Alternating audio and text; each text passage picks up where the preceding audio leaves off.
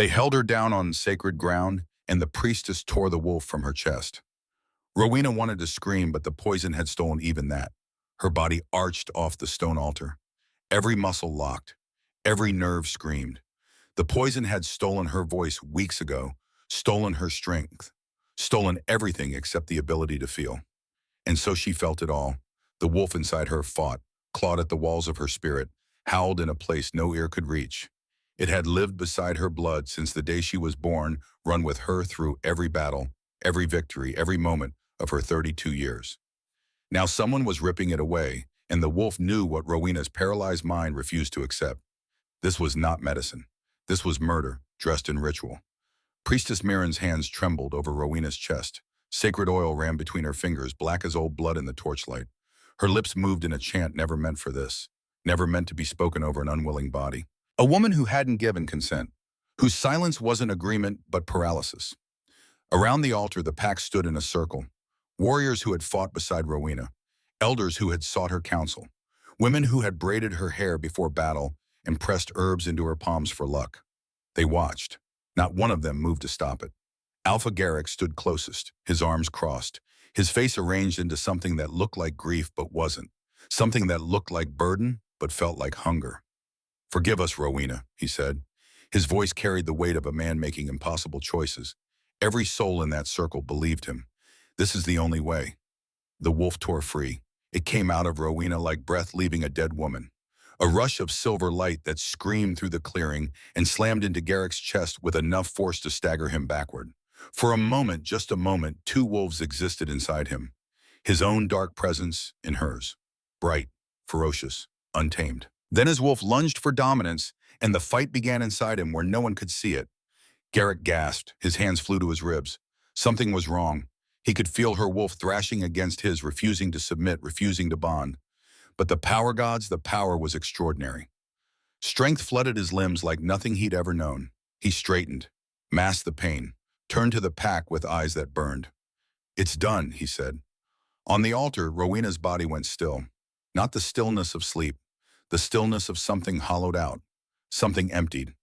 The pack looked at what remained of her and looked away. No one asked if she was still breathing. 6 months earlier, the sword came down in a silver arc, and Rowena caught it on the flat of her blade without looking.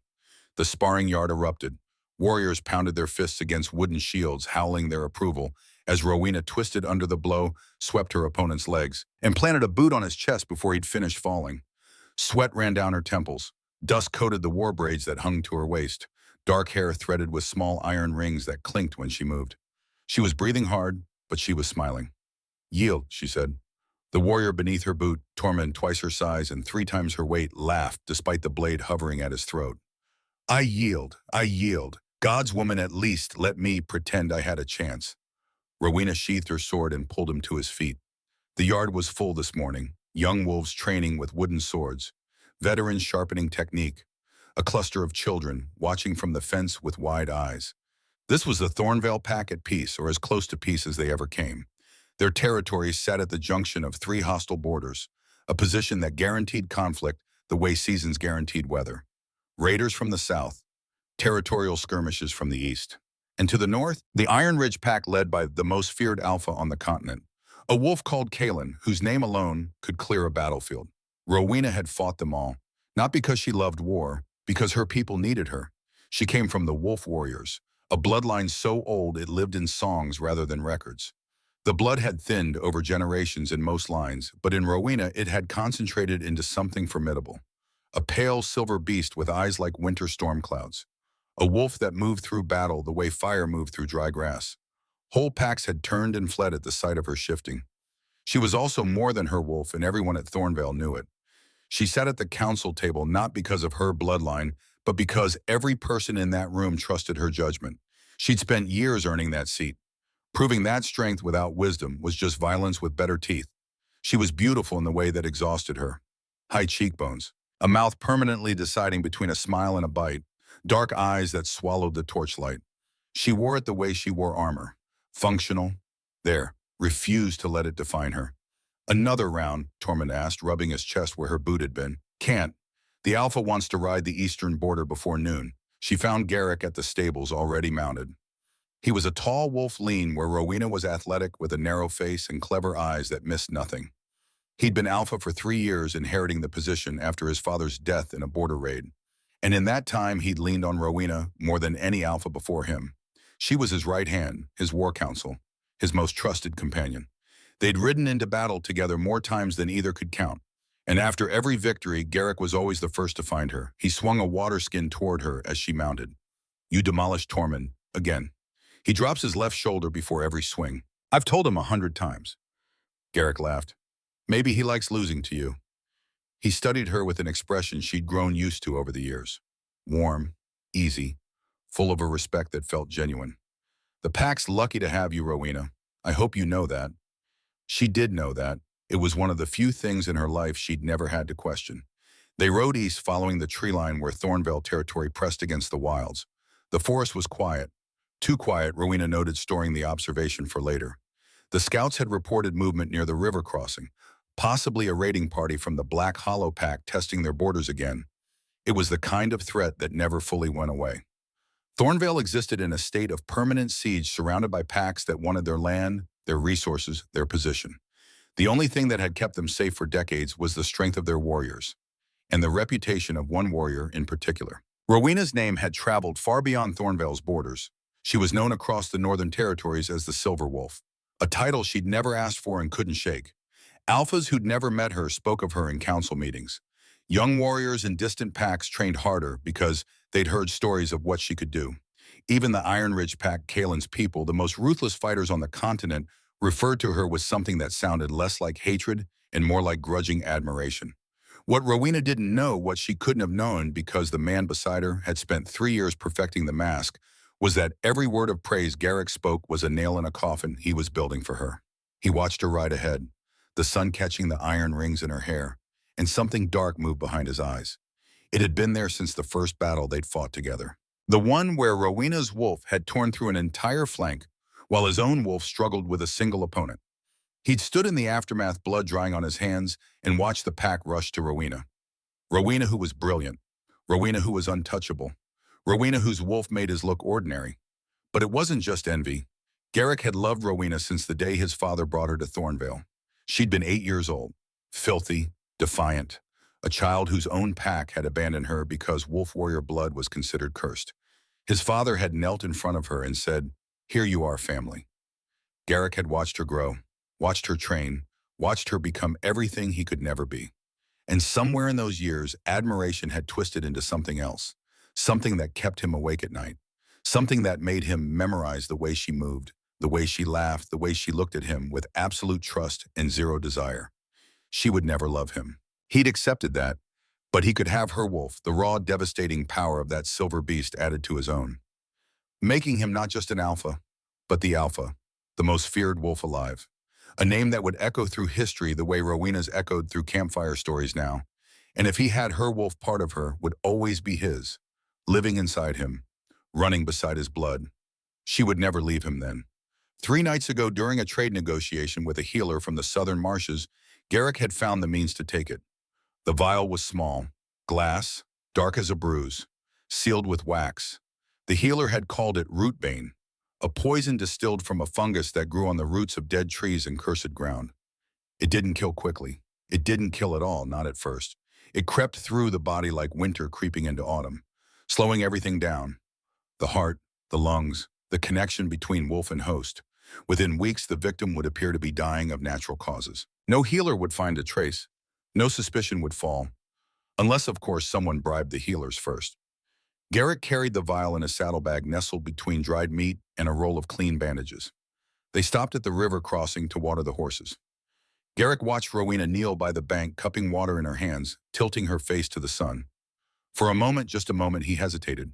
Then he thought of the council meetings where elders deferred to her instead of him, the warriors who looked to her before following his orders, the way his own wolf cowered in her presence, recognizing something greater.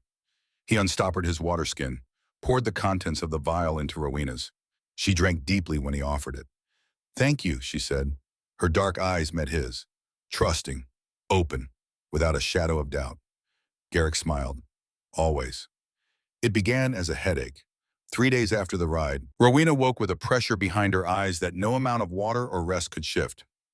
She ignored it. Warriors didn't stop for headaches. She trained that morning, sat in council that afternoon. By evening, the headache had spread into her joints, a dull, grinding ache that made her fingers clumsy on her sword hilt. By the end of the week, she couldn't hide it. The ache had deepened into something structural, something that felt like her bones were being slowly replaced with something heavier. Her wolf stirred uneasily inside her, pacing, agitated, as if sensing a threat it couldn't identify. Rowena's appetite vanished. Her sleep fractured into restless hours punctuated by fevers that rose and fell without pattern. "You need rest," Garrick told her, his face creased with concern, so convincing it could have fooled the gods themselves. "I'm moving you into the Alpha's quarters. My personal healers will attend to you." Rowena protested. She had her own quarters, her own routines, her own stubborn insistence on independence. But when she tried to stand from her chair and her legs buckled, she allowed herself to be carried. Garrick's quarters were comfortable. Warm furs on the bed, a fire kept constant. Healers came and went. The finest in Thornvale, Garrick assured her. And he wasn't lying about their credentials. They were exceptional healers. What Rowena didn't see were the private meetings that preceded each visit, the quiet conversations in Garrick's study where gold changed hands and threats were delivered with the calm precision of a man who had planned this for months. "You will examine her thoroughly," Garrick told each healer. "You will find nothing. You will report that her condition is beyond your skill, and you will never speak of this meeting." The healers obeyed, some out of greed, some out of fear. An old woman named Brenna, who had delivered half the children in Thornvale, obeyed for a different reason entirely. Brenna had examined Rowena on the 4th day of her illness. She'd pressed fingers to Rowena's pulse, studied the whites of her eyes, noted the faint discoloration beneath her fingernails, a telltale sign so subtle most healers wouldn't recognize it. But Brenna had been practicing medicine for 40 years. She recognized rootbane poisoning. She'd been preparing to speak, and when Garrick entered the room, he didn't say a word, just looked at her. And Brenna understood. Later in Garrick's study, he'd poured her wine and spoken softly. "You have a granddaughter, 15 years old, apprenticing with the blacksmith's wife, learning to be a healer like you." Brenna's hands had tightened on the cup. "If Rowena dies," Garrick continued, "do you know how many warriors will die when Iron Ridge attacks? When Kalen himself leads the charge across our border? 200. 300. Every family in this pack, every child, every elder." He leaned forward. "Your granddaughter loves you. She looks up to you. She wants to be like you, a healer who saves lives." He paused. "Is one life worth 300? Is Rowena's life worth your granddaughter's future? Her safety, her chance to grow old?" Brenna had stared into her wine for a long time. Then she'd set down the cup, met Garrick's eyes, and made a choice that would haunt her for the rest of her life. "Rowena's condition is beyond my skill," she told the gathered council the next day. "I've never seen an illness like this. Whatever it is, I cannot treat it." Weeks passed. Rowena deteriorated. The fevers became constant. Her body, once powerful enough to swing a war blade for hours without tiring, couldn't hold a cup without shaking. Her wolf had gone nearly silent. A faint pulse where there had once been a roar, a whisper where there had once been thunder.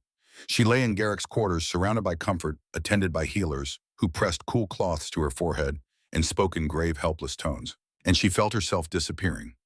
The pack came to visit. Warriors who'd fought beside her stood at her bedside with red eyes and clenched jaws, unable to reconcile the woman in front of them with the one who'd led charges that turned tides. The elders came. The children she'd taught sword forms to came bringing wildflowers they'd picked from the meadow. Rowena smiled at all of them and said nothing about the terror consuming her from the inside, the growing silence where her wolf had been, the creeping emptiness that felt less like dying and more like being erased. Garrick was magnificent in his performance. He held her hand where others could see. He consulted with the healers publicly, his voice tight with barely contained emotion. He addressed the pack with updates that painted a picture of an alpha doing everything in his power to save his most valued warrior. "I've sent for healers from 3 territories," he announced in council, his voice heavy. "None have been able to identify the illness. Whatever this is, it's beyond anything we've encountered." The pack believed him. They had no reason not to. And then when Rowena was too weak to speak, too weak to open her eyes, too weak to do anything except breathe in shallow, rattling gasps that sounded like a countdown, Garrick called an emergency council. He stood before them with shadows under his eyes. Real ones because even guilt has a way of disturbing sleep, and delivered the blow. Our enemies know, he said. Word has reached the Black Hollow Pack. The Southern Raiders have been seen massing near the river, and the Iron Ridge Pack. He paused, letting the name do its work. Every spine in the room straightened. Kalen's scouts have been spotted on our northern border. They are watching. They are waiting. Fear moved through the room like smoke. Rowena is dying, Garrett continued, and his voice cracked on the word in a way that would have convinced anyone. When she dies, we lose the strongest wolf this pack has ever known. And our enemies will come, not one at a time, all of them, together. The eldest council member, a wolf named Aldrich, whose white hair and scarred hands spoke of decades of war, leaned forward. What are you suggesting, Alpha? Garrett closed his eyes, as if what he was about to say physically hurt him. There is a way to preserve Rowena's wolf, to keep that strength within the pack, within me as your Alpha, so that when the attacks come, I can protect you the way she would have. Silence. You're talking about a wolf rip? Aldrich said. His voice was flat with disbelief. You want to rip the wolf from a living woman? The room erupted. Warriors shouted. An elder knocked his chair backwards, standing up. The word barbaric was used more than once, and it wasn't strong enough. Wolf ripping was the darkest ritual in their history, a practice so reviled it existed only in cautionary tales told to frighten children. In the rarest cases, a dying wolf could consent to the transfer, offering their beast willingly as a final gift. But ripping a wolf from an unconscious body without consent wasn't a ritual. It was a violation. Garrick let the outrage burn. He stood in the center of it, absorbing every accusation, every look of horror. And when the room had exhausted itself, he spoke quietly. I know what this sounds like. I know what I'm asking. His voice broke. His eyes glistened. Do you think I want this? Rowena is my closest companion. She has fought beside me in every battle. Asking for this feels like cutting off my own hand. He paused. Let the silence build. But I need you to tell me. When the Iron Ridge Pack crosses our border, when Kalen himself leads the charge, who will stop him? He looked at the warriors. He looked at the elders. Because I can't, not as I am, not without her wolf. The fear returned, thicker this time, heavier. Our enemies won't hold back. Garrick pressed.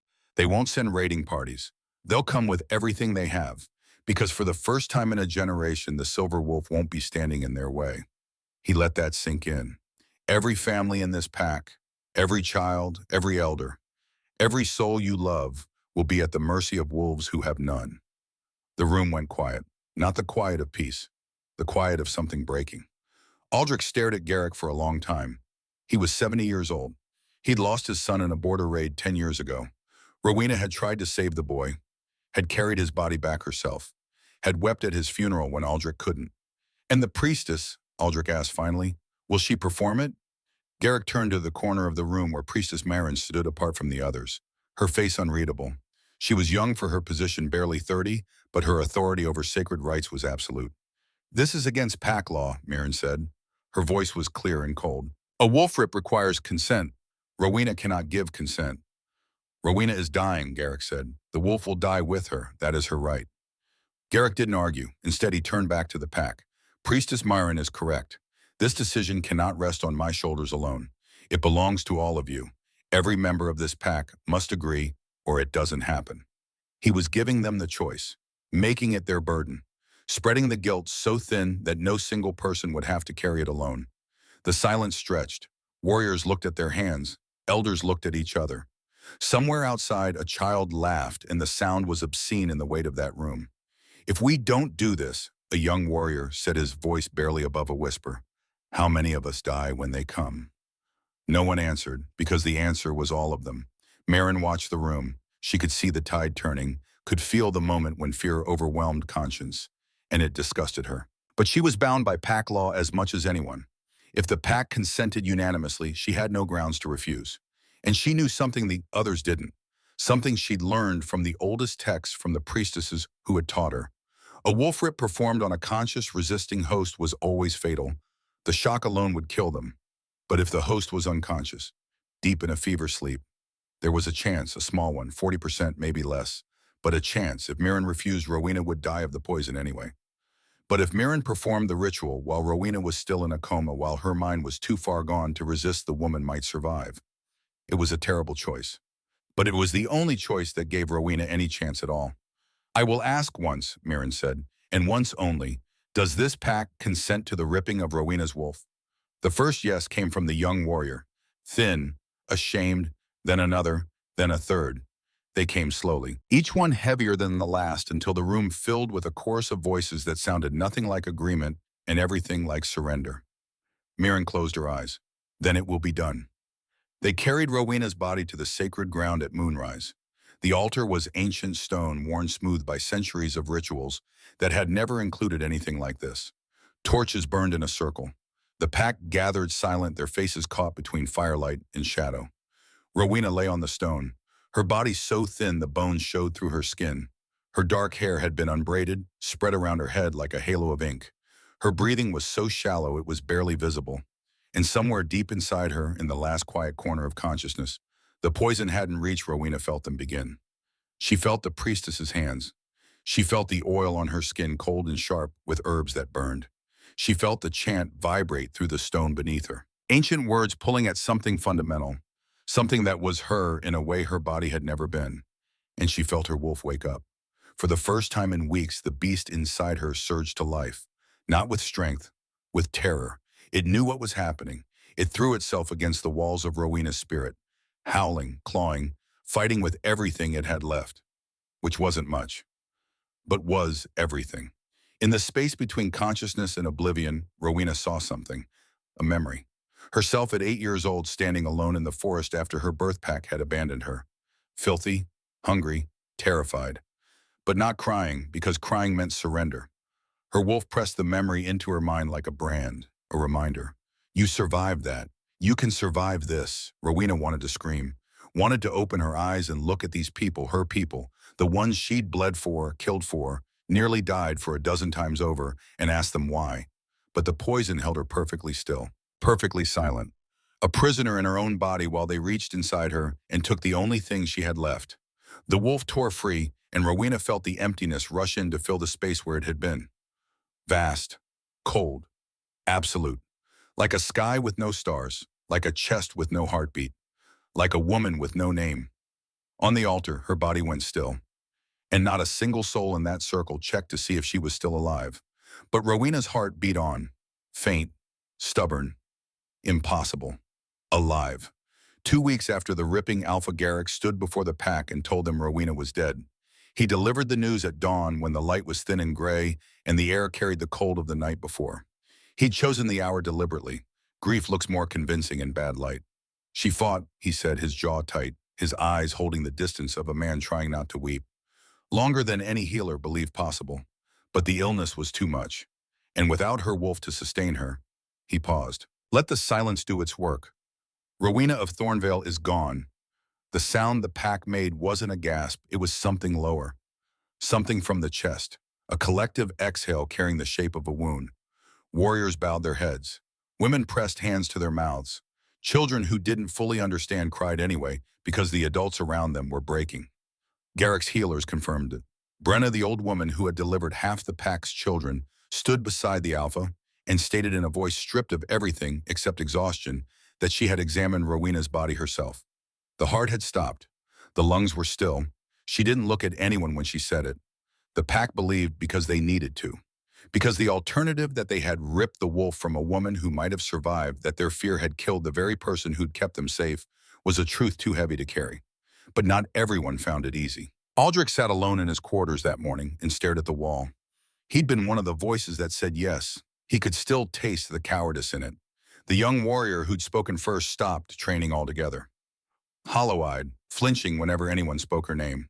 Guilt doesn't announce itself, it simply follows, patient and tireless, until the distance between you and it disappears. Inside Garrick's chest, the stolen wolf was winning its war. Every shift brought fresh agony, but he told no one. The funeral pyre was built in the meadow beyond the eastern gate. Rowan wood traditional for warriors laid in the pattern of a shield, because that was what Rowena had been. Her body was carried on a litter draped with gray fur, armor polished to a shine she would have found absurd. Wildflowers in her hair, daisies and blue thistle from the children who had watched her spar and thought she was the strongest thing alive. Garrick stood at the head, torch in hand. He never got the chance to light it. What Garrick didn't know, what no one in Thornvale knew, was that Rowena's body had never left the healer's quarters. The figure on the litter was a carefully constructed lie. Cloth stuffed with straw. Armor arranged to suggest a form beneath. Hair from Rowena's own brush collected over weeks woven into the illusion. The real Rowena lay 3 floors below the Great Hall in a stone chamber so old most of the pack had forgotten it existed. Brenna had carried her there the night of the ripping, had cleaned the ritual oil from her skin, had pressed poultices to her chest where the wolf had been torn away, had dripped bitter tinctures between her lips, ancient remedies passed down through generations of healers who understood that some poisons could be purged if you caught them early enough. Rowena's heart had never stopped. It had slowed to a rhythm so faint that only someone listening very carefully, someone who knew what to listen for, would hear it. Brenna had listened and made a choice, not to atone, not to undo what couldn't be undone, but because if Rowena lived, if she survived this, then Brenna would have the chance to tell her the truth, to give her the choice Garrick had stolen, to let her decide what justice looked like. So while the pack mourned above, Brenna tended to Rowena below. Day after day, week after week, watching for signs of improvement, praying to God she'd stopped believing in years ago. And on the morning of the 21st day, Rowena opened her eyes. The first thing she saw was a ceiling she didn't recognize. Stone, old, stained with centuries of smoke. The second thing she saw was the woman sitting beside her bed, gray hair pulled back, weathered hands folded in her lap, eyes that had seen too much and carried the weight of it. Brenna. Rowena's body surged upward.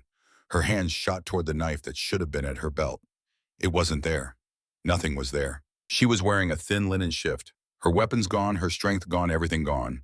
She swung her legs off the bed and would have fallen if Brenna hadn't caught her arm. Rowena wrenched free, stumbled backward until her spine hit the wall, crouched there, shaking, teeth bared in a snarl that came from her body rather than her wolf. Because her wolf was... The realization hit like a fist.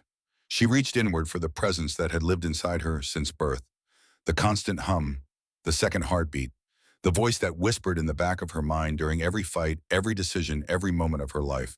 Nothing, a void so deep she could drown in it. What did you do to me? The words came out raw, a voice unused for weeks cracking on every syllable. Brenna hadn't moved. Her hands were open on her knees, deliberately unthreatening. I didn't do this to you, Brenna said quietly. I'm the one who kept you alive after it was done. Rowena's vision blurred. She pressed her back harder against the stone as if she could push through it. Escape this room, this reality, this body that felt wrong in every way that mattered. Where is my wolf? Brenna's face didn't change. Gone. Taken during a wolf rip 3 weeks ago, while you were unconscious from rootbane poisoning. The words landed in a strange order. Rowena heard them, understood them individually, but together they made no sense. A wolf rip. Her voice was flat now, empty. That requires consent. Yes. I didn't give consent. No, you didn't. Rowena stared at her, at this woman who had delivered her when she was born, who had set her broken arm when she was 12, who had stitched the wound across her ribs after her first real battle. Why, yes? Because Brenna said, and her voice finally cracked. Alpha Garrick convinced the pack that if you died, our enemies would destroy us.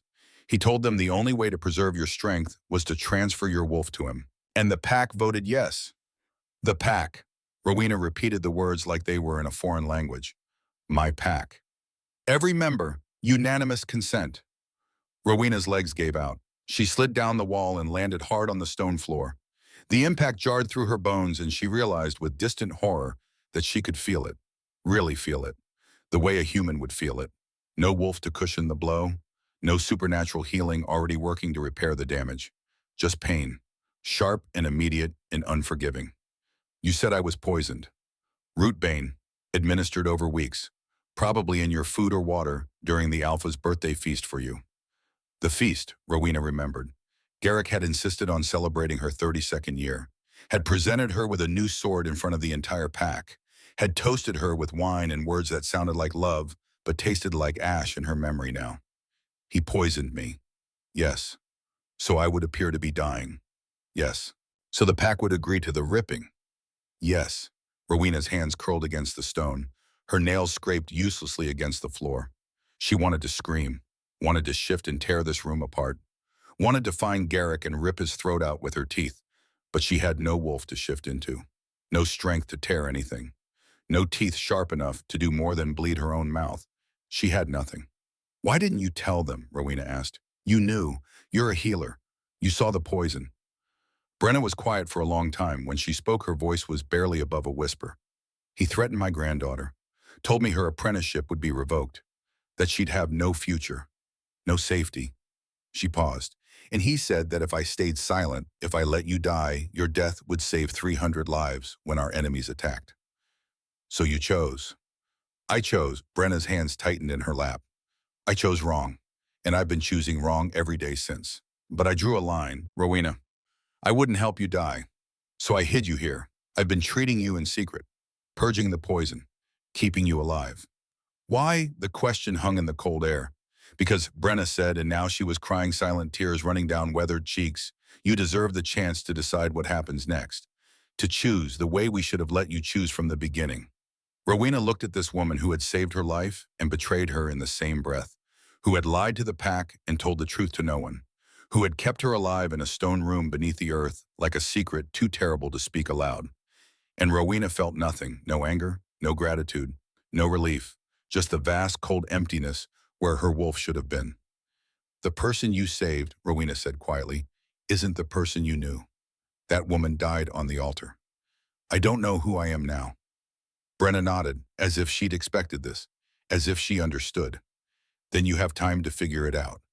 Rowena stayed in the stone room for 2 weeks, not because she was too weak to leave, though she was. Her body had atrophied during the weeks of unconsciousness. Her muscles had wasted. Her reflexes had dulled. She could barely walk the length of the room without her legs shaking. But that wasn't why she stayed. She stayed because the world above was full of people who had voted to tear her apart. People she had bled for, died for, people she had loved, and she couldn't bear to see their faces yet. Brenna brought her food, bread and broth at first, then meat and vegetables as her stomach relearned how to digest solid meals. She brought clean clothes, water for washing, salves for the wounds that had appeared on Rowena's chest during the ripping, strange burns in the shape of handprints that refused to fully heal. She also brought tasks. Your hands need something to do, Brenna said on the third day, setting down a basket of herbs. Help me sort these. Rowena stared at the basket, at the green and brown stems tangled together, at the work of identifying, separating, bundling. Work she had never done because she'd always been training, always preparing for the next fight. I don't know how. Then I'll teach you. So Rowena learned how to tell feverfew from chamomile by the shape of the leaves, how to bundle dried sage so it would burn clean, how to grind seeds into powder without crushing them too fine. Simple work, quiet work, the kind of thing that she would have scorned 3 weeks ago as beneath a warrior's attention. Now it was the only thing that kept her hands from shaking. On the 5th day, Brenna brought yarn and needles. You need to strengthen your fingers. Weaving will help. Rowena had never woven anything in her life. Her hands were made for swords, not thread. But she tried and failed and tried again. The simple pattern Brenna showed her seemed impossible. Her fingers tangled. The yarn knotted. She wanted to throw the whole mess against the wall. Instead, she kept going, because what else was there to do? On the 8th day, she managed 3 rows without a mistake. It felt like the first victory she'd had since waking up. Small, pathetic, but hers. On the 10th day, Rowena tried to practice her sword forms. Brenna had brought her a wooden practice blade, the kind children used in the training yard.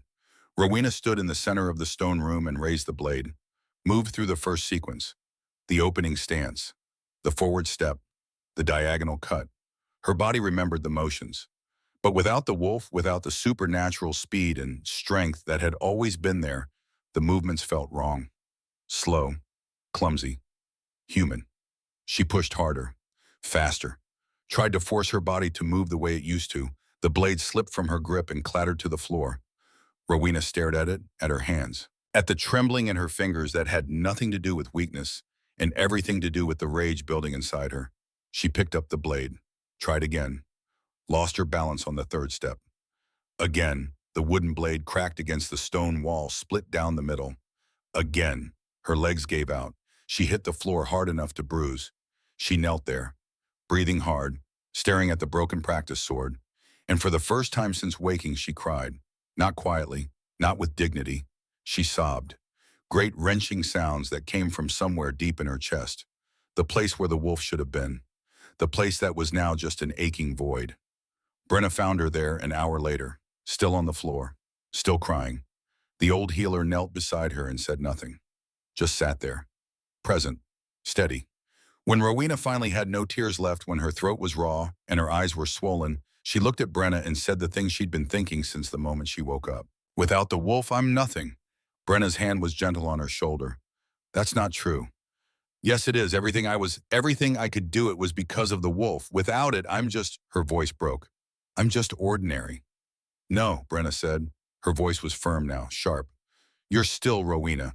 You're still the woman who learned strategy from Elder Aldrich, who taught sword forms to the children, who negotiated peace treaties with packs that wanted war. The pack didn't value those things. They valued the wolf. Then the pack was wrong.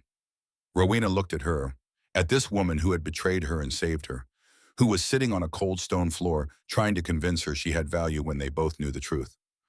I don't know how to be just Rowena, she whispered. Brenna's eyes were sad, understanding. Then maybe it's time to learn. On the 14th day, Rowena heard voices above. She'd been sitting in the stone room, trying to eat the meal Brenna had brought when footsteps echoed through the ceiling. Heavy, deliberate, the sound of someone moving with purpose. Then voices, muffled by stone but unmistakable. Search every room, check the stores. I want a full inventory. Rowena's body went rigid. She knew that voice. Garrick. She moved to the door before she realized what she was doing. Pressed her ear against the wood. The voices were clearer now. Alpha, the Southern Border Scouts report increased activity. Black Hollow has moved 3 war parties within striking distance. Good. Garrick's voice was strained, tight. Let them come. We're ready. Are you certain the men are still? I said we're ready. Silence, then footsteps receding. Rowena stepped back from the door. Her heart was pounding. Her hands were clenched into fists. And beneath the fear, beneath the rage, something else stirred. Curiosity. She wanted to see him. The man who had poisoned her, who had stolen her wolf, who was walking around above her right now, wearing her strength like a second skin. She wanted to look him in the eyes, but more than that, she wanted to understand. Why? Why had he done this? What had she been to him that he would destroy her so completely? The question consumed her for the rest of the day, and the next, and the next, until finally on the morning of the 17th day, Brenna brought news that changed everything. There's someone here, the old healer said. Her voice was low, urgent. Someone asking questions about you, about what really happened. Rowena looked up from the herbs she'd been sorting. Who? A stranger arrived 3 days ago. He's been talking to the healers, the warriors, anyone who was present during your illness. Brenna paused. He knows you were poisoned, and he knows the funeral was a lie. Rowena's breath caught. How? I don't know, but he's asking to see your body. Garrick has been putting him off, but he's persistent, and he has authority. What kind of authority? Brenna met her eyes. He's an alpha, from Iron Ridge. The name hit like a physical blow. Iron Ridge, Kalen's pack, the most feared wolves on the continent, their greatest enemy. Why would Iron Ridge care about me? I don't know, but he's in the Great Hall right now, demanding answers. Rowena stood. Her legs were steadier now, stronger after 2 weeks of movement. I want to see him. Rowena, I want to see him, she repeated. Whoever he is, whatever he wants, I need to know. Brenna was quiet for a long moment, then she nodded. There's a passage. Behind the east wall, it leads to a gallery above the Great Hall. You can see without being seen. Show me. The passage was narrow, dark, the kind of secret architecture that existed in old buildings designed for servants or spies. Rowena followed Brenna through twisting corridors until they reached a small alcove with a wooden screen. Through the screen, Rowena could see the Great Hall below, and the man standing in the center of it. He was tall, broad through the shoulders in a way that spoke of decades of real combat, dark hair cut short, a weathered face with eyes the color of deep water. No ornament, no posturing, just a quiet, contained presence that filled the room without effort. Kalen. Rowena had never seen him in person, but she knew him by reputation. The alpha who had unified the Northern Territories through a combination of strategic brilliance and ruthless efficiency. The wolf who had earned his position not through birthright, but through blood. He stood in front of Garrick now, the 2 alphas facing each other across 10 feet of empty floor. I'll ask again, Kalen said. His voice was calm, level, the kind of calm that was more dangerous than anger. Where is Rowena's body? Garrick's face was arranged into an expression of patient grief. She was cremated, as is our tradition for warriors. I've told you this. You told me. I don't believe you. Alpha Kalen, I understand your concern. Rowena was a formidable opponent, but she's gone. And I'm afraid your journey here has been wasted. Kalen took a step forward. Not aggressive, just closer. 3 weeks ago, your scouts reported that Rowena was dying of an unknown illness. 2 weeks ago, you declared her dead. 1 week ago, you held a funeral. He paused. But the timeline doesn't make sense. I don't know what you mean. Rootbane poisoning has a very specific progression. Visible symptoms for 2 to 3 weeks, then a rapid decline. Death within days of total system failure. Kalen's eyes never left Garrick's face. You declared Rowena dead exactly 2 weeks after the ripping. Not 2 days, not 3 days. Exactly 2 weeks, as if you were waiting for something. The room had gone silent. Warriors along the walls shifted uncomfortably. Garrick's jaw tightened. I don't appreciate the accusation. I haven't accused you of anything. Yet. Kalen's voice dropped lower. But I will tell you what I know. I know that a trader from the southern marshes sold you a vial of rootbane 4 months ago. I know that Rowena fell ill shortly after your feast in her honor. And I know that the pack voted to rip her wolf while she was unconscious. We did what was necessary to protect our people. You did what was necessary to steal her power. The words landed like a blade. Garrick's face went white, then red. Get out. Show me her body, Kalen said. Let me examine the ashes. Prove to me she's dead, and I'll leave. I said get out. Kalen didn't move. If you have nothing to hide, Alpha Garrick, then show me. Above in the hidden gallery, Rowena's hands gripped the wooden screen. Her heart was pounding, her breath coming in short gasps. He knew. This stranger, this enemy knew the truth, and he was here for her. But why? Garrick took a step back. His hand moved toward the blade at his belt. Warriors along the walls tensed. The air in the great hall thickened with the promise of violence. Then Kalen smiled. It was a cold smile, a wolf's smile. I'll return tomorrow, with witnesses. And if you still refuse to show me Rowena's remains, I'll assume you're hiding something worth hiding. He turned and walked out. No hurry, no fear. Just a man who knew exactly what kind of threat he represented. When he was gone, Garrick's composure cracked. He braced his hands on the council table. His shoulders heaved, and for just a moment, Rowena saw what Brenna had described. The pain, the struggle, the war happening inside him. Garrick shifted, just for a second, just long enough for his wolf to flash beneath his skin, and Rowena saw it, the creature that should have been his. Dark, powerful, but wrong, fractured, as if two images had been overlaid on top of each other and neither fit quite right. Her wolf was in there, fighting, refusing to bond, killing him slowly from the inside. Rowena pulled back from the screen. Her legs were shaking, her mind racing. This man, this alpha from Iron Ridge, had come here looking for the truth, and he wasn't going to stop until he found it. She turned to Brenna. I need to see him. Rowena, it's too dangerous. If Garrick finds out you're alive, he already knows something's wrong. You heard what Kalen said. He'll be back tomorrow. And when he comes, I need to be ready. Ready for what? Rowena looked back through the screen, at the great hall, at the pack that had betrayed her, at the alpha who had stolen everything, to decide what justice looks like. Kalen returned the next morning, but this time he wasn't alone.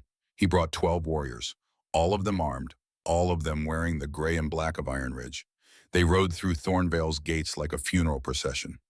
Slow, deliberate, impossible to ignore. Garrick met them in the courtyard, his own warriors flanking him. The tension was thick enough to choke on. You were told to leave, Garrick said. I was told many things, Kalen replied. Most of them were lies. He dismounted, walked toward Garrick with that same unhurried confidence. And Rowena, watching from a window in the healer's quarters, saw something shift in Garrick's posture. Fear. I've come to make you an offer, Kalen said. Show me Rowena's remains. Prove she's dead. And in exchange, I'll offer you something Thornvale desperately needs. We need nothing from Iron Ridge. Peace, the word hung in the air. A treaty, binding and permanent. Your southern and eastern borders are under threat. But your northern border, the one I control, could be secure. For 50 years, maybe more. Murmurs ran through both groups of warriors. Peace with Iron Ridge would change everything. Thornvale could consolidate its forces, strengthen its defenses, survive the coming conflicts. Garrick stared at Kalen. Why would you offer this? Because Rowena deserved better than what you gave her. Kalen's voice was quiet, steady. She was a warrior, an honorable opponent, and if she's truly gone, then her death should mean something. It should build what she always fought for. Peace, Garrick's hands clenched. And if I refuse, then I'll assume you're hiding her, and I'll tear this compound apart until I find her. The threat was delivered with the calm certainty of a man who had the power to follow through. Garrick looked at his warriors, at the elders standing in the doorway, at the pack that depended on him to make the right choice, and he made the only choice he could. Fine, you can see the ashes.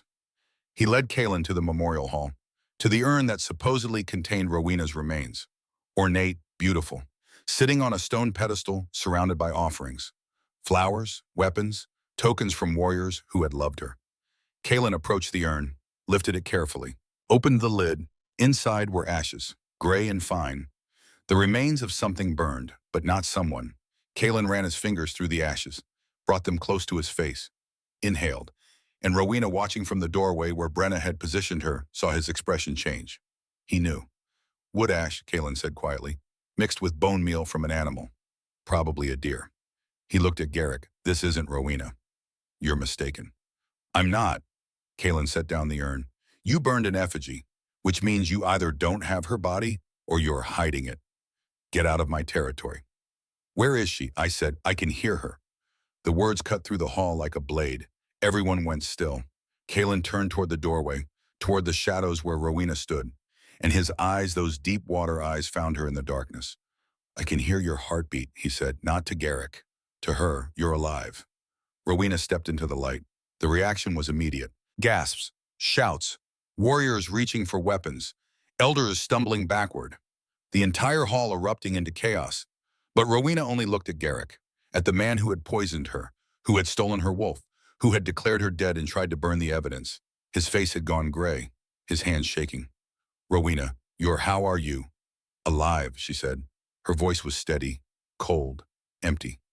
No thanks to you. She walked forward, each step deliberate, her body still weak, still human, but her spine straight, her eyes fixed on the Alpha who had destroyed her. You poisoned me. You manipulated the pack into ripping my wolf from my body, and then you tried to hide the evidence by declaring me dead. I did what I had to do, Garrick said, but his voice was breaking. For the pack, for yourself. Rowena stopped 3 feet away from him, close enough to see the sweat on his forehead, the tremor in his hands. You wanted my wolf, you wanted my power, and you were willing to kill me to take it. I love you. The words fell into silence. Rowena stared at him, at this man who looked like he was dying. Who was dying, she realized. The stolen wolf was eating him alive from the inside. That's not love, she said quietly. That's obsession, and you let it destroy both of us. Garrick reached for her. She stepped back. Don't. Please, Rowena, I'm sorry. I'm so sorry. I needed. He collapsed. His legs gave out. He hit the floor on his knees. And for the first time since the ripping, Rowena saw the full extent of what the stolen wolf had done to him. He was wasting away. The 2 wolves inside him locked in constant battle, tearing him apart, consuming him.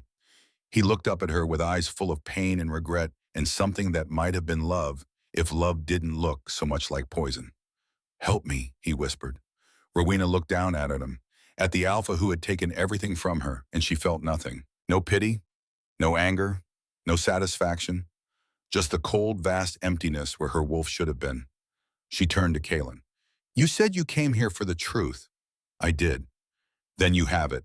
Now what? Kalen studied her. This woman who should have been dead, who was standing in front of her entire pack without a wolf, without weapons, without anything except the quiet strength in her spine. Now, he said, you decide what happens next. Rowena looked at the pack, at the faces staring at her. Warriors, elders, children, people she had protected, people who had voted to tear her apart. I want my wolf back, she said, and then I want to leave. Silence. The ripping can be reversed, Priestess Mirren said. She stepped forward from the crowd.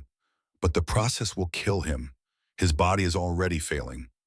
Removing the wolf will finish what the conflict started. I don't care, Rowena said. Rowena, please. Garrick's voice was broken, desperate. Don't do this. I'm sorry. I'll do anything. Just please. You had your chance to choose, Rowena said. Now it's my turn. She looked at Kalen. Will you help me? Will you stand with me while I take back what's mine? Kalen didn't hesitate. Yes. Then let's finish this. They gathered at the same altar where they had torn Rowena apart. The stone was cold beneath the torchlight. The pack assembled in silence, their faces carrying the weight of what they had done and what they were about to witness. This wasn't a ritual. This was a reckoning. Garrick lay on the altar where Rowena had lain 3 weeks before, his body trembling, his skin gray with the sickness eating him from the inside. Two wolves warring in a space meant for one, destroying everything they touched. Rowena stood beside him, not close, not touching, just near enough to see his face, to watch the fear move through his eyes. I never wanted to hurt you, he said, his voice barely above a whisper. You wanted to own me, Rowena replied, and when you couldn't, you took the only part of me you could hold on to. That's not, he coughed. Blood flecked his lips. I love you. No, you love the idea of me, the strength, the legend, the silver wolf. She leaned closer. But you never loved Rowena, the woman, the person. You didn't even see her. Garrick's hand reached toward her, shaking, desperate. Please, don't let me die. Rowena looked at that hand, the same hand that had held the vial of rootbane, that had poured poison into her water, that had stolen everything while pretending to care. She didn't take it.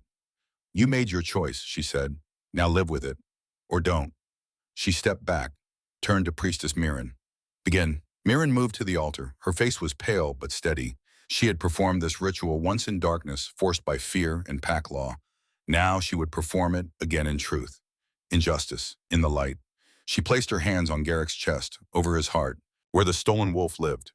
This will hurt, Mirren said. Not unkindly, just honest. Garrick nodded. He knew. Everyone knew. Mirren began the chant, the same words, the same ancient cadence, but reversed. A mirror image of the ritual that had ripped Rowena apart. Each syllable pulled at something fundamental, something that existed between body and spirit where language couldn't follow. Garrick screamed. The sound tore through the clearing. Raw, animal, the sound of something breaking inside him. His back arched off the stone. His hands clawed at his chest, at the place where two wolves fought for dominance and found only destruction. Rowena lay down on the ground beside the altar, close to him but not touching. Mirren had told her the wolf needed to feel her, to know where to go, to remember home. So Rowena closed her eyes and reached inward, into the hollow where her wolf had been, into the vast emptiness that had defined her for 3 weeks. And she called, not with words, with something deeper. A pull, a promise, a reminder of everything they had been together. Come home. Inside Garrick's chest, the silver wolf heard. It stopped fighting, stopped tearing. For the first time since the transfer, it went still, listening, feeling the presence it had been searching for, the bond it had been trying to rebuild. Rowena, the wolf surged toward her, not slowly, not gently, with the desperate force of a prisoner seeing freedom. It threw itself against the walls of Garrick's spirit, clawing, howling, demanding release. Garrick's screams intensified, his body convulsed. Blood ran from his nose, his ears, his eyes. The strain of holding two wolves had been killing him slowly. The removal would finish it in seconds. But the wolf didn't stop. It couldn't stop. It had been caged, tortured, forced to bond with a spirit that wasn't its home. And now home was calling. Silver light erupted from Garrick's chest. It came out of him like a breaking dam. A rush of power and fury and relief. The light screamed through the clearing, bright enough to blind, loud enough to deafen. It slammed into Rowena's chest with a force that lifted her off the ground. She gasped. Her body arched. Every nerve caught fire. The wolf flooded back into her. Not gently, not gradually. All at once, a roaring cascade of light and rage and love that filled every hollow, sealed every wound, erased every moment of emptiness she'd endured. She could feel it. Her wolf, alive, whole, fierce beyond anything she remembered. It pressed against the walls of her spirit with the desperate joy of return. And Rowena pressed back, welcoming it, crying, laughing, whole for the first time in 3 weeks. The bond snapped into place with a sound only she could hear. A perfect click, a key in a lock, a heart finding its rhythm. She opened her eyes. The world was sharper, brighter, louder. She could smell every body in the clearing, hear every heartbeat, feel the texture of the wind against her skin. The silver wolf purred inside her chest. Exhausted but home, safe, where it belonged. Rowena stood. Her body moved with a grace that had been missing, a strength that felt like breathing, like she'd been drowning and finally broke the surface. She was whole. Beside her on the altar, Garrick was still. His eyes were open, staring at nothing. His chest neither rose nor fell. The war inside him had kept him alive through sheer force of conflict. Without it, his body had simply stopped. No dramatic last words, no final confession, just a man who had traded everything for power and ended up with nothing at all. Rowena looked at him, at this person who had been her alpha, her companion, her destroyer, and she felt something she hadn't expected. Pity, not forgiveness, not understanding, just the sad recognition of a life wasted.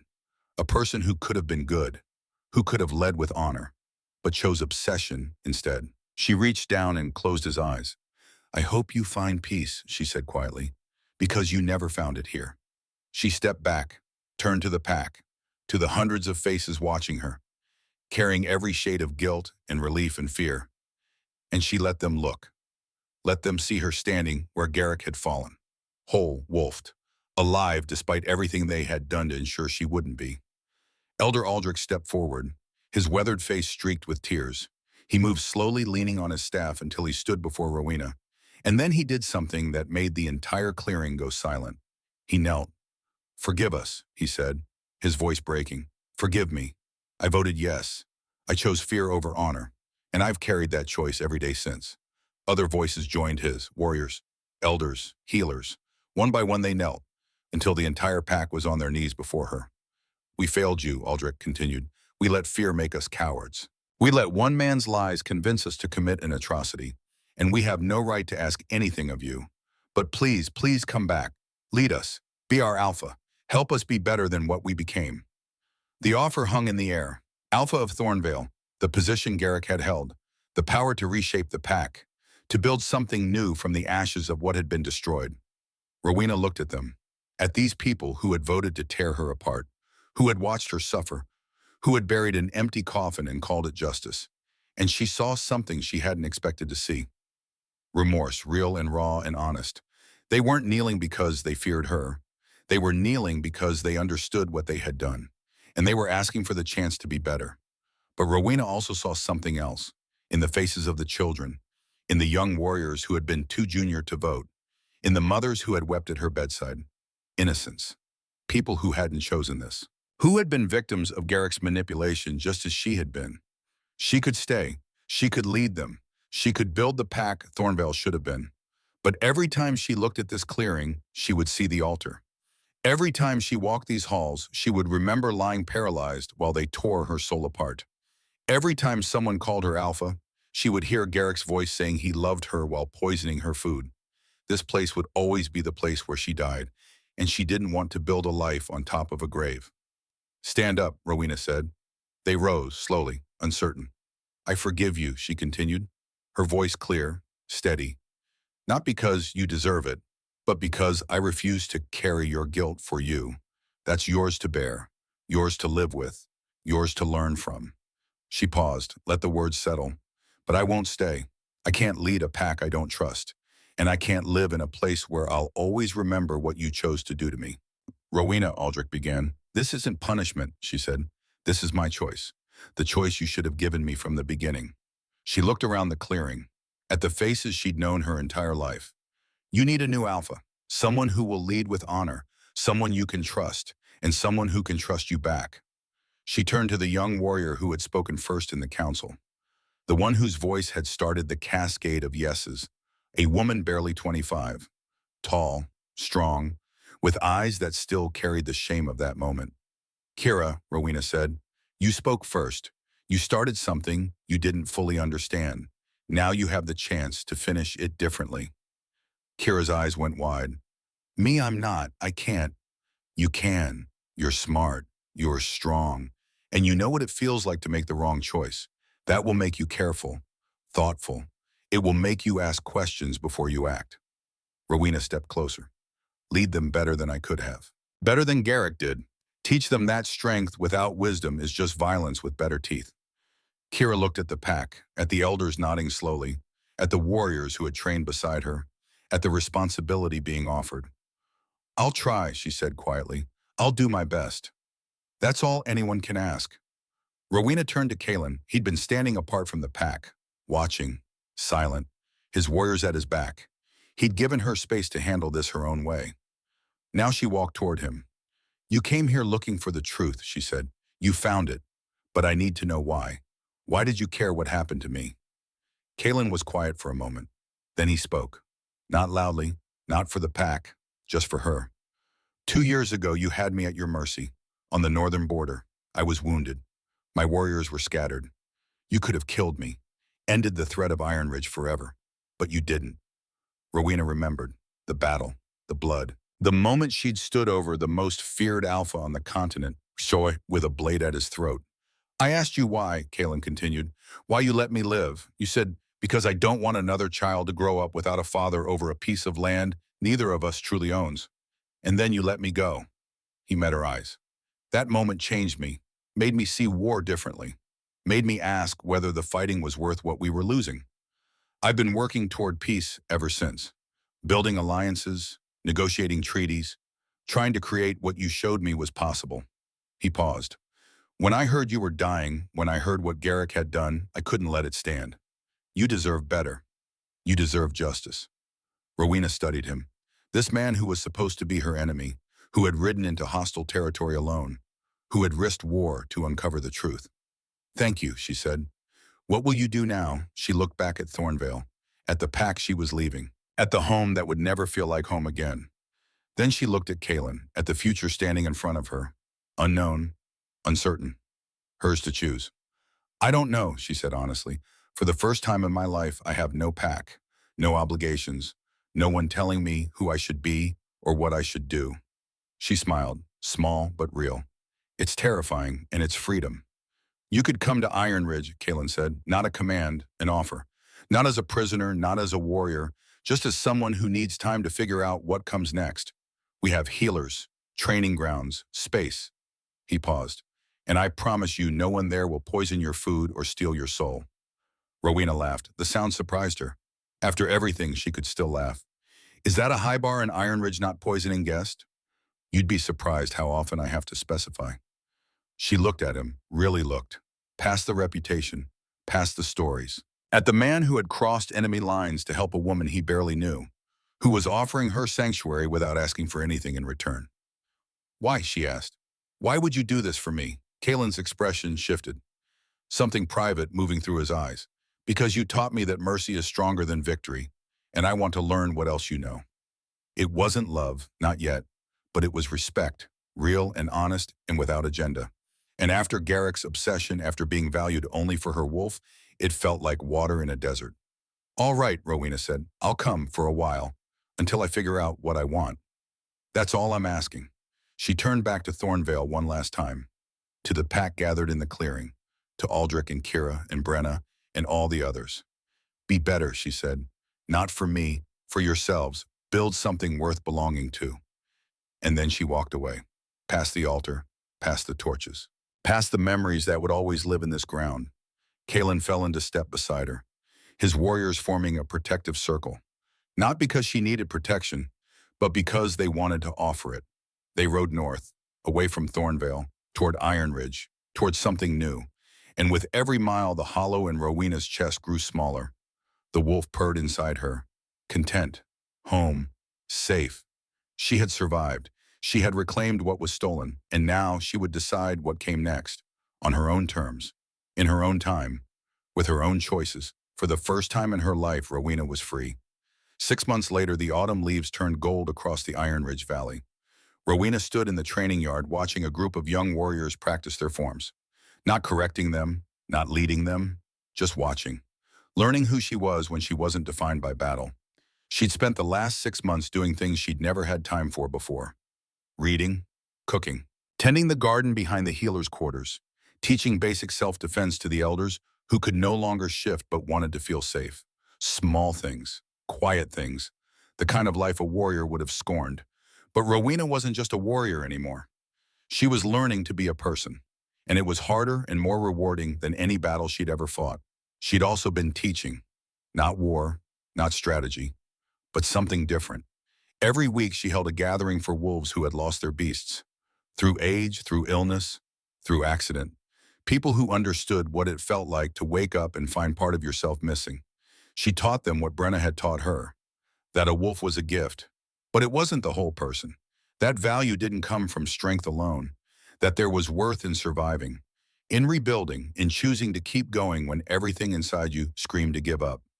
The gatherings had started small, 3 people, then 5, then 10. Now there were nearly 30 wolves who came every week, listening, sharing, learning to see themselves as more than what they'd lost. Rowena had found purpose in the most unexpected place. Not in fighting, in healing, not in leading armies. In helping one person at a time remember they were worth more than their power. A letter had arrived from Thornvale last week, written in Kira's careful hand. The pack was healing. They'd signed peace treaties with Black Hollow and the Eastern Territories. They'd built a school where children learned diplomacy alongside combat. They'd erected a memorial in the clearing where Rowena had been ripped and reborn. Not to apologize, but to remember, to teach future generations what happened when fear overwhelmed conscience. Kira had ended the letter with a single line. You left us a legacy greater than any victory. Hope. Rowena had cried reading it, not from sadness, from something closer to closure. Thornvale was finding its way, without her. Because of her. And that was enough. She heard footsteps behind her, familiar now, steady and unhurried. Kalen. He'd been patient these past 6 months, giving her space, asking for nothing, just being present, steady, a constant in the chaos of rebuilding herself. They'd talked, long conversations by the fire, about war and peace, about loss and survival, about the weight of leadership and the cost of choices. Kalen never tried to fix her, never told her how to feel. He just listened, and slowly, carefully, something had grown between them. Not the desperate passion of youth, something quieter, deeper, built on respect and understanding and the recognition of 2 people who had survived their own kinds of hell. How are they doing? Kalen asked, nodding toward the training yard. Better. The girl in the front has real talent. She just doesn't believe it yet. Sounds familiar, Rowena smiled. Are you comparing me to a nervous recruit? I'm saying talent and self-belief don't always arrive together. Sometimes one has to catch up to the other. She looked at him, at this man who had seen her at her weakest and treated her like she was still strong, who had offered sanctuary and asked for nothing in return, who made her laugh and made her think and made her feel safe in a way she'd never felt before. Thank you, she said, for all of this, for giving me time, for not asking me to be anything I wasn't ready to be. You don't need to thank me. Yes, I do. You saved my life, not just by helping me get my wolf back, but by showing me there was a life worth building after everything fell apart. Kalen was quiet for a moment. Then he said, Can I ask you something? Always. Do you have regrets about leaving Thornvale, about everything that happened? Rowena considered the question, really considered it. She thought about the months of pain, the betrayal, the loss, the slow, agonizing process of rebuilding herself from nothing. I regret that it happened, she said finally. I regret the cruelty of it, the violation, but I don't regret where it brought me. I don't regret learning who I am without the wolf defining every part of me. I don't regret finding this place, finding you. She paused. I died on that altar.